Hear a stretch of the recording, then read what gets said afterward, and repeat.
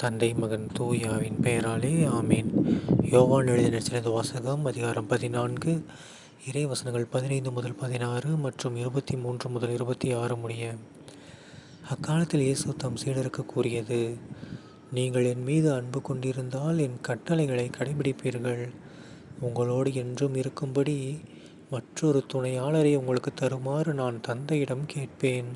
தந்தை அவரை உங்களுக்கு அருள்வார். என் மீது அன்பு கொண்டுள்ளவர் நான் சொல்வதை கடைபிடிப்பார். என் தந்தையும் அவர் மீது அன்பு கொள்வார். நாங்கள் அவரிடம் வந்து அவருடன் குடிகொள்வோம். என் மீது அன்பு கொண்டிராதவர் நான் சொல்வதை கடைபிடிப்பதில்லை. நீங்கள் கேட்கும் வார்த்தைகள் என்னுடையவை அல்ல, அவை என்னை அனுப்பிய தந்தையுடையவை. உங்களோடு இருக்கும்போதே இவற்றை எல்லாம் உங்களிடம் சொல்லிவிட்டேன். என் பெயரால் தந்தை அனுப்பப் போகிற தூய ஆவியாரம் துணையாளர் உங்களுக்கு அனைத்தையும் கற்றுத்தருவார். நான் கூறிய அனைத்தையும் உங்களுக்கு நினைவூட்டுவார்.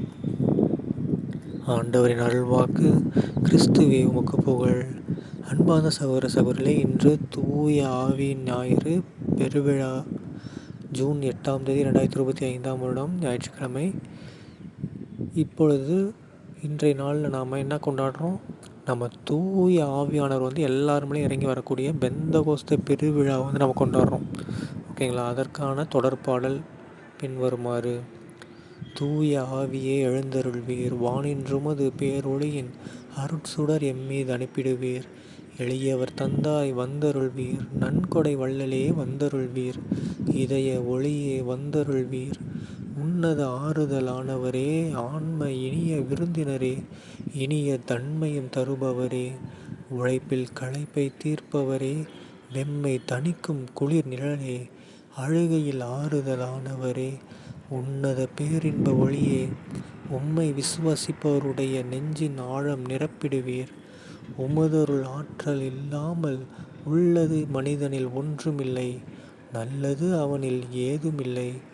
மாசு கொண்டதை கழுவிடுவீர், வறட்சியுற்றதை நனைத்திடுவீர், காயப்பட்டதை ஆற்றிடுவீர், வணங்காதிருப்பதை வளைத்திடுவீர், குளிரானதை குளிர் போக்கிடுவீர், தவறி போனதை ஆண்டருள்வீர்.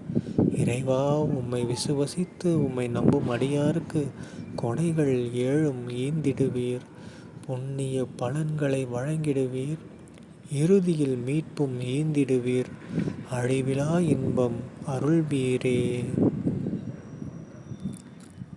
இந்த தொடர்பாடல் மூலமாகவே நமக்கு நிறைய விஷயங்கள் தெரிஞ்சிருக்கும். என்ன விஷயம்? தூய ஆவியானவர் நம்ம கூட இருந்தால் எல்லாமே நமக்கு சக்ஸஸ். நம்ம வாழ்க்கை வறட்சியான வாழ்க்கை இருந்தால் எல்லாம் ஆயிரும். நல்லா வறட்சியை போக்கி நாம் ஒரு வசந்தமான ஒரு வாழ்க்கையாக வாழ முடியும். ஓகேங்களா? அது மட்டும் இல்லாமல் தூய ஆவியானவர் நமக்கு என்ன கொடுப்பாரு? அவர் நமக்குள்ளே வந்துட்டாருனாலே கொடைகள் கொடுப்பாரு. கடவுளின் கொடைகள் 7, அந்த கொடைகளை கொடுப்பாரு. ஓகேங்களா? அது மட்டும் இல்லாமல் நம்ம தூய ஆவியானவர் யாருக்கு பதிலாக வராரு? நம்ம ஏசப்பாவுக்கு பதிலாக வராரு. ஓகேங்களா? அண்டு அவர் எங்கேருந்து வராரு? நம்ம கடவுள்கிட்டருந்து வராரு. சரிங்க, தூய ஆவியானவர் ஃபஸ்ட்டு எங்கே இருந்தார்? பைபிளில் முதல் அதிகாரத்தில் முதல் வசனங்கள்லேயே தூய ஆவியானவர் தான் வராரு. கரெக்டுங்களா?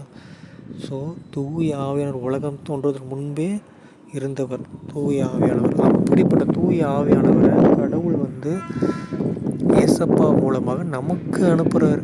அப்போ நம்மளாம் எவ்வளோ ஸ்பெஷல் நினச்சி பாருங்கள். இப்படிப்பட்ட தூய ஆவியான இப்போ நம்ம ஒவ்வொருத்தரும் பார்த்திங்கன்னா நற்கரணை பெறதுக்கு முன்னாடி பாவ சங்கீதத்தை செஞ்சுட்டு போய் நற்கரணை வாங்குவோம். கரெக்டுங்களா? அதே மாதிரி தான் உறுதி பூசல் அன்று நம்ம எல்லாருக்கும் தூய ஆவியானவர் இறங்க வரதுக்கு முன்னாடி என்ன பண்ணுவோம்? பாவ சங்கீதனை செய்வோம்.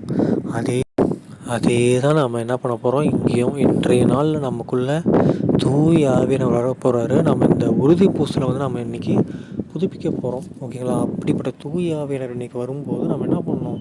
தூய உள்ளத்தோடு இருந்தால் தான் நமக்குள்ளே ஒரு தூய ஆவியானவர் தங்குவார்.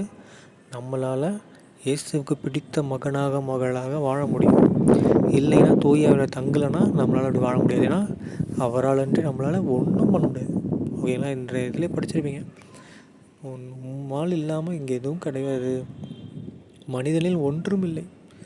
ஓகேங்களா? ஸோ தூய ஆவியானவரை நாம் ஏற்றுக்கணும். ஓகேங்களா? நம்ம ஏற்றுக்கிறது ஒரு பக்கம் இருந்தாலும் தூய ஆவியானவர் நம்மளை ஏற்றுக்கணும். தூய ஆவி குடிகொள்ளும் ஆலயம் நமது உடல். ஓகேங்களா? ஏன்னா நம்ம குழந்தையா பிறந்தோடனே நமக்கு ஞானஸ்தானம் கொடுத்துருப்பாங்க. அப்போவே தூய ஆவியானவர் நமக்குள்ளே வர ஆரம்பிச்சிட்டார். அப்படிப்பட்ட தூய ஆவியானவரை நமக்கு நினைவு தெரிஞ்சு நம்ம என்ன பண்ணுறோம், உறுதி பூசலில் உறுதிப்படுத்துகிறோம். கரெக்டுங்களா? ஸோ தூய ஆவியானவர் ஓகேங்களா இருக்கிறதுலே மிக பவர்ஃபுல். நம்ம நினச்சிருப்போம் அப்பா கடவுள்கிட்ட வந்து நம்ம ஏதாவது தப்பாக பண்ணோம்னா அவர் மன்னிக்க வாய்ப்பு இருக்குது. ஏசப்பா நம்முடைய எல்லா பாவத்தையும் மன்னிச்சார். ஆனால் தூய ஆவியானவரை நம்ம ஏதாவது தப்பாக பேசிட்டோம்னாலோ இகழ்ந்து பேசிட்டோம்னாலோ என்ன ஆகுமா, அவ்வளோதான். ஓகேங்களா? ஸோ தூய ஆவியானவர் வந்து மிக மிக மிக நம்மளை பொறுத்த வரைக்கும் மிக மிக பவர்ஃபுல். ஓகேங்களா? அவருக்காக தான் ஏசப்பா தனக்கு நிகரான ஒருத்தரை நமக்கு கொடுக்குறாரு. அப்படிங்கும்போது அது யாராக இருக்கணும்னு தோணும்போது என்ன கொடுத்துருக்காரு, தூய ஆவியானவர் கொடுத்துருக்காரு. ஓகேங்களா? ஸோ யாரெல்லாம் முடியுமோ எல்லோரும் தூய ஆவியானவரை பெற்றுக்கொள்ளலாம். ஓகேங்களா? நீங்கள் நினைக்கலாம், ஐயோ நான் போய் பண்ண முடியுமா, நான் போய் பெற முடியுமா, அந்த காலத்தில் ஏசப்பா கூட இருந்தால் தான் பண்ண முடியும் அப்படிலாம் கிடையாது. நீங்களும் பண்ணலாம், நானும் பெற்றுக்கொள்ளலாம். ஓகேங்களா? யார் யாரோ பெற்றுக்கொள்கிறாங்க. ஓகேங்களா? பட் அப்படி சொல்லக்கூடாது. பட் நம்மளும் என்ன பண்ண முடியும், தூய ஆவியானவரை பெற்றுக்கொள்ள முடியும். அதுக்கு நம்ம மனதை வந்து நல்லா க்ளீன் பண்ணி ரெடி பண்ணி வைங்க. இன்றைய நாள் திருப்பலியில் வந்து தூய ஆவியானவர் நமக்குள்ளே வரணும்னு சொல்லி முழுமையாக வேண்டுங்க. கண்டிப்பாக நம்ம குடும்பத்தை ஆசீர்வதிக்கிறதுக்காகவும், நம்ம பங்கில் இருக்கிற மக்கள் அனைவரையும் ஆசீர்வதிக்கிறதுக்காகவும், நம்முடைய தமிழ்நாட்டு மக்கள், நம்முடைய இந்திய மக்கள், நம்முடைய உலக மக்கள் அனைவரையும் கடவுள் தாமே ஆசீர்வதிக்க வேண்டுமாய் நம்ம இந்த நாள் முழுவதும் நம்ம தூய ஆவியிடம் ஜெபிப்போம். சரிங்களா? தந்தை மகன் தூய ஆவியின் பெயராலே ஆமீன். இயேசுவுக்கே புகழ், இயேசுவுக்கே நன்றி, மரியே வாழ்க. இயேசுவின் ரத்தம் ஜெயம். அல்லேலூயா. Praise the Lord.